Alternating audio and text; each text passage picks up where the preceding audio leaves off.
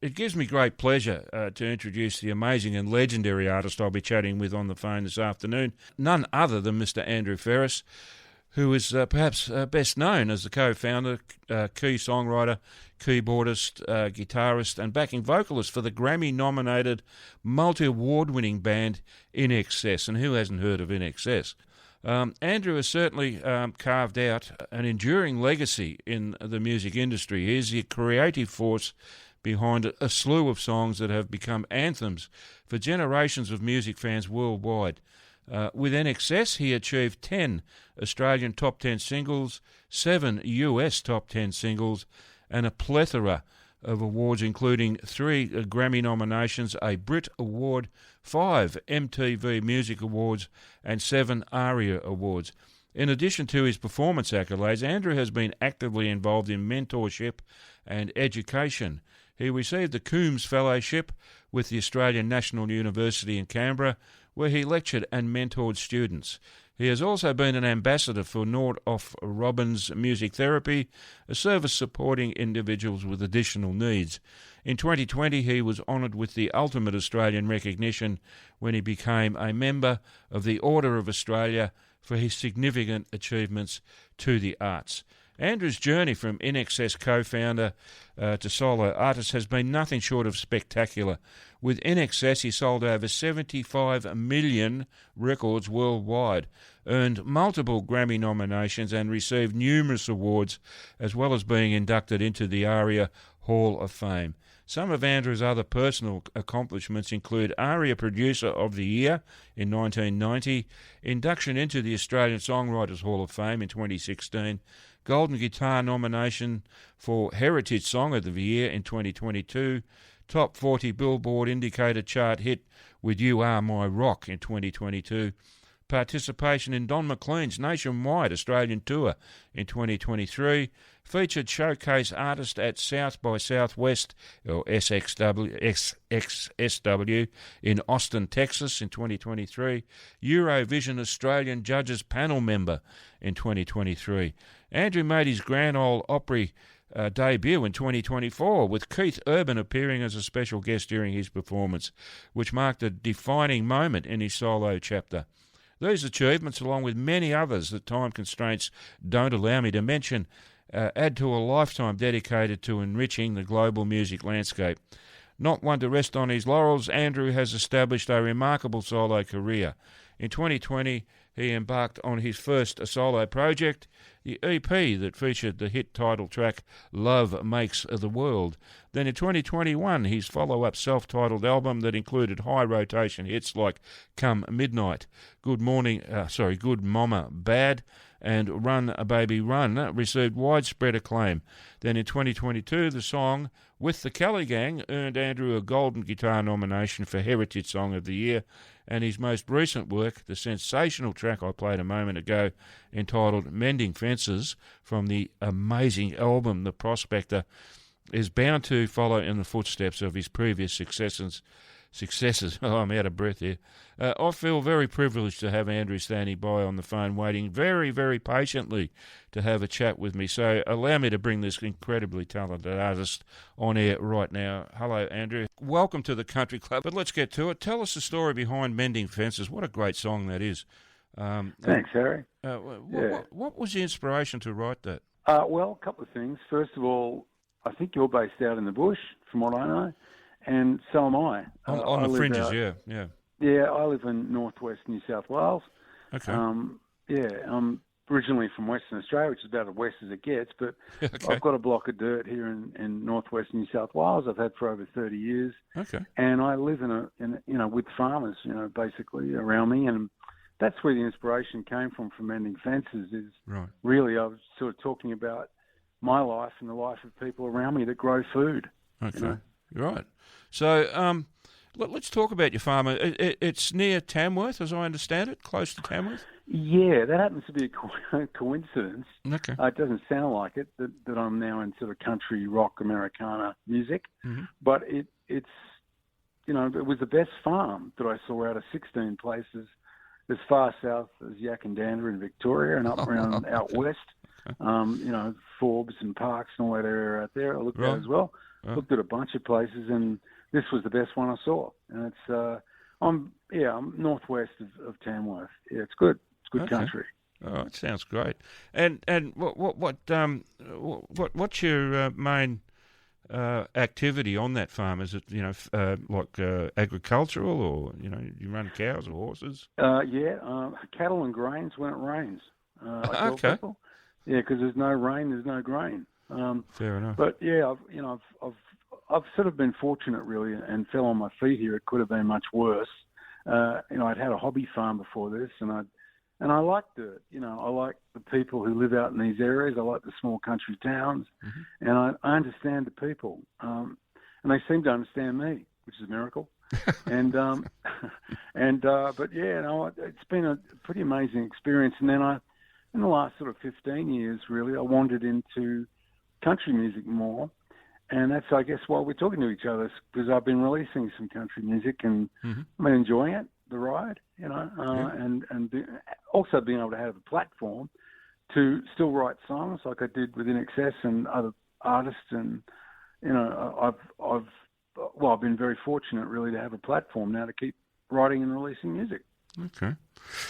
Now, just as a matter of interest, when you were In Excess, I think your brother was in the lineup as well. Am I right there? Yeah, there's three brothers. I'm the middle one. My older brother was Tim. Okay. Is Tim, I should say, and the younger brother is John. And they were both in Excess? All three of us. Yeah, that's right. Oh wow. Okay. All right. So that's unusual. So are they still involved in music? I guess, in a sense, they are. I don't sit around with them all the time on tour like we used to. But my understanding is, they love music, so do I, and they're into it. And I know that we all have family these days, like families of our own, right. And we spend time with our families, or three of us brothers, right. And now we have a younger sister too, Alison. Oh, okay. And and so our families have just gotten bigger over the years, and that's something that we focus on as older guys, Yeah, I get that. Yeah, family very important. That's my opinion anyway, and a lot of people agree with me. That's right. Exactly. You're nothing without your family. I think. You wouldn't be here. Exactly right. I'm just curious, how and when did you begin playing music? I started playing piano when I was 9. Okay. I used to play on my uncle Christopher's upright 1950s Beale piano, okay. Proudly Australian made, and it was just a small piano. But not only did I learn to play the piano, but I also used to, probably to Dad's horror, to try to take it apart as well, figure out how it worked. And that's part of my personality, or I should say character, I guess, is I like construction. That's why I like writing songs, and I'm interested in how things are made. Right. And someone said to me that knows me, reasonably well, said, "Are you into how bridges are built?" And I said, "That's really funny." Yes, I am. Okay. I find the engineering of that sort of stuff fascinating, and that's probably why the farming side of my life didn't seem so daunting, because I don't mind machinery and I don't mind tools and all that kind of stuff. Mm-hmm. I find it really interesting. And although being a musician and using dangerous tools is not the smartest thing in the world to do, but it's something I ended up doing. Fair enough. Okay. Look, it's your life. It's up to you what you do. Yeah, that's right. Exactly. Right. I mean, who can criticise you? So what actually drew you? What actually drew you to the music industry? What made you wake up one day and say, I want to be the sensational, rock star? I never did really. Okay. I think I just enjoyed. Well, actually, quick story. Our father. I just talked about my brothers Tim and John and the Farriss brothers. Mm-hmm. Within In Excess, there's three of us. Mm-hmm. And in that sense, In Excess was a little bit of a family, because we're all mates. We knew each other from school or whatever. Okay. Not all the same age, but, we knew each other.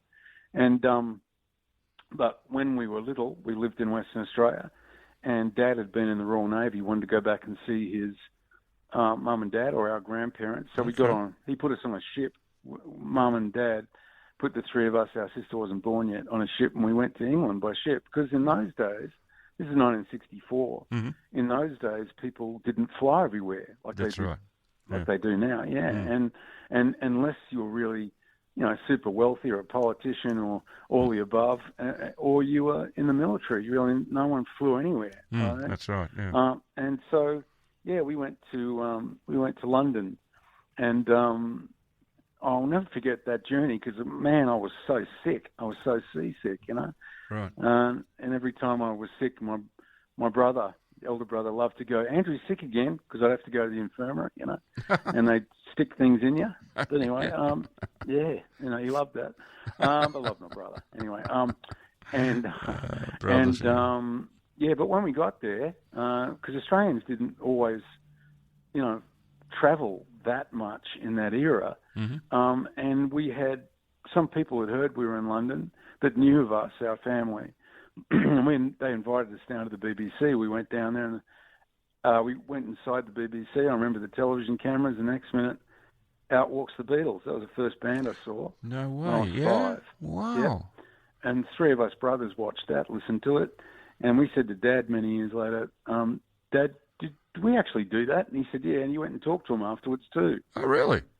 Yep. And cool. Then, yeah, that's right. And then all those years later, to answer your question, I didn't ever really think, gee whiz, I'm going to grow up to be a rock star one day. That was not really what happened. What happened was we just simply liked playing music together, and we had little bands in school, as you do, or did back then, for flat screens, and we basically, enjoyed playing music with our mates, and so that's where it started. But I think still remember saying to my older brother Tim, I remember saying to him, look, this is great. We get to play music and we make some beer money and, we meet a few girls and it's all really good. And, but one day we're going to have to get a real job. You know that, don't you? I remember saying that to him. All right. And he said, no, we're going to be really successful. And I'm like, muttering, yeah, sure. But underneath it all, he was right, Yeah, he certainly was. That's right. And that's the interesting thing. I think, Tim was, my older brother, was very determined for us to be successful, and I'm very fortunate that I happen to know how to write songs. So, Yeah. Well, it sounds like a good combination. But it's amazing. You and I got that one thing in common because I saw the Beatles live at Festival Hall here in Melbourne when I was 12 years old when they came out here in 1964. So, that's another little tick that we can put together. Yeah. I mean, I didn't actually get to talk to him like you did, but I did see him live in concert. I didn't hear him live in concert. I saw him live in concert because Festival Hall was full of screaming girls. Yeah, I was about to say that. Yeah, that would have been quite a noise. Oh, it was. And it's never a good when a girl's screaming at you. When there's 5,000 of them doing it together, you have to have done something right or very wrong. Yeah, I mean, I'm 12 years old. I can't handle this, Yeah, well, that's right. And I think a lot more obviously happened to us too, being, what we were doing, but really playing the pubs and travelling around Australia in the early years of being the band. Yep. But it wasn't really until we went to the United States and started professionally performing and going on television and doing all that in the US that the game changed really seriously for us. Right. And then we ended up working in over 50 countries, Eric. Wow. Yeah, really? Yeah, sure. We worked in over 50 countries and we toured a lot in the United States too. We played a different, every single small, I think, major town and small towns across the US. I think the only states we never performed in as a band was Montana and Wyoming. Okay. Yeah. Wow, that's amazing. Yeah, it is amazing. Yep. Yeah. Geez, you've had a wonderful experience. I can't help being envious, of all the things that you've done. It's amazing. Well, I've raised kids too. Well, there's another great achievement, and you can't get away from that one. Yeah. Because that takes an awful lot of work. Yeah, and that's right. And by everyone involved in their lives, and it really, the sum of the people involved in their lives is often what makes them who they are. Exactly. Yeah, you're quite right. You're quite right. It is very much our environment that does shape us, and our environment includes the people that we come in contact with. That's right. And most of most of that contact would be with family members, I would imagine. Yeah, well, that's right. And his dad, he had some great sayings, but one of them was, "No one gets through life without help from other people." Oh, very wise man. My dad used to say, "You spend your whole life learning, and you still die stupid." I like that one. Yeah, that's pretty good. Yeah, or they don't put on your headstone, "Gee, I wish I hadn't had that beer." Well, like Spike Milligan, I told you I wasn't feeling well. Yeah, that's right. Well, we could use a bit more humour, couldn't we? Absolutely, yeah. Absolutely. I mean, everything, you got to, I feel sorry for comedians because they can't make jokes anymore because someone will be offended. It's sort of, political correctness has really destroyed the comedy of. Yeah, the whole reason comedy's funny is because someone's being played. Exactly. It's crazy. Yeah, really. Yeah, it's the very politically incorrect nature of comedy that appeals to me. Yeah, so I guess in the end, the only people that deserve comedy are the politicians. Right? No argument. Yeah. But yeah, and look, I'll come full circle back to you asked me about my beginnings as a musician, and I used to sneak into Tim's room, my brother's room, and learned. I taught myself to play the guitar. I was taught to play the piano, right? But I taught myself to play the guitar, and okay. I've written a lot over the years on piano and guitar, okay. riffs and things. But as a songwriter, but the interesting thing is on the guitar. I taught the guitar. I still don't know what the notes are. If I'm pushing the frets down like with my fingers on the strings, on the frets, right. I still don't. If I like what I'm hearing, I keep playing it. Fair enough. Yeah. Yeah. But whereas, my older brother was classically trained, so he knows exactly what notes he's playing. Okay, right. Well, yeah, look, it's the end product that matters, I think, whatever notes you play, as long as they sound good, it carries the day, That's right. And one of my other, journeys I think I've been on as a human is songwriting. To me is very interesting because you get to not just write songs, and make up stories. I find it more interesting as I get older, to write songs about real things all the time and experiences. And I think even though not so much from a pop, cutesy sort of point of view, but looking at it, older people are so better at being able to look at life because they've lived life. Yeah. Whereas young people, when they're teens and they're writing, what are they going to write about? Well, that's actually a good point. Because writing a song, you have to tell a story, and to tell a story, you must have experienced it. Exactly. Or been given it. Been told the story by someone else, and then you turn it into a song. But that's. I mean, you can't write songs from a vacuum.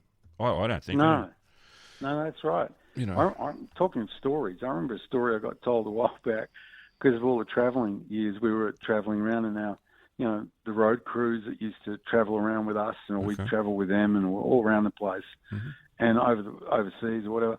But I remember a story. A guy told me, I don't know if it's true or not. There was 3 Americans had come out to the bush, and they, as you do, they were driving around, and probably, the band they were working for, whatever, was playing out in pubs, I guess, and they hit a kangaroo, and they oh, poor little fella. They got out of the car to have a look at the kangaroo, and they realised, oh, poor thing's dead, they were saying to each other, it's carked it, Yeah. And so one of them put his passport in the pouch to take a photo of it, right? Of the passport, and then the kangaroo jumped off and ran away with his passport. Oh, that's gold. I love it. I thought it was good too. Even if it's not true, it's funny. It is, that's right.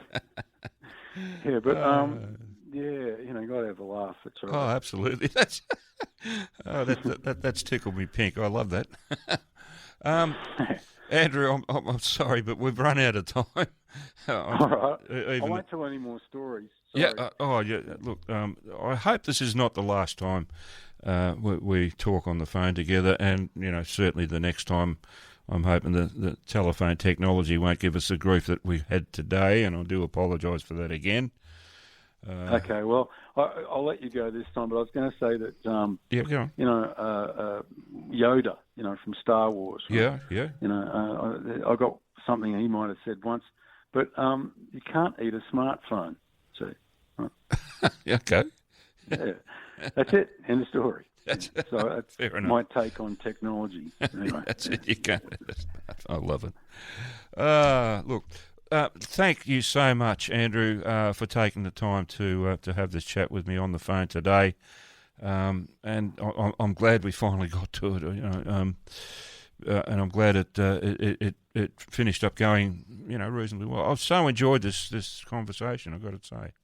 Thank you, and I have an album coming out late June called The Prospector. If anyone's interested, Okay. My new album coming out called The Prospector. Yes. In late June.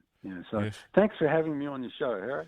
Oh, you're more than welcome. It's been an absolute pleasure to chat with you on the phone today. And as I said, I hope it's not the last one we do. So thank you again. I'm so appreciative of you taking the time to do this. I do appreciate it, Andrew, very, very much. And I wish you all the best. And thanks, mate. Safe travels, and we have a good one. We'll talk again. You too, mate. And I'll keep playing your music. There's no doubt about it.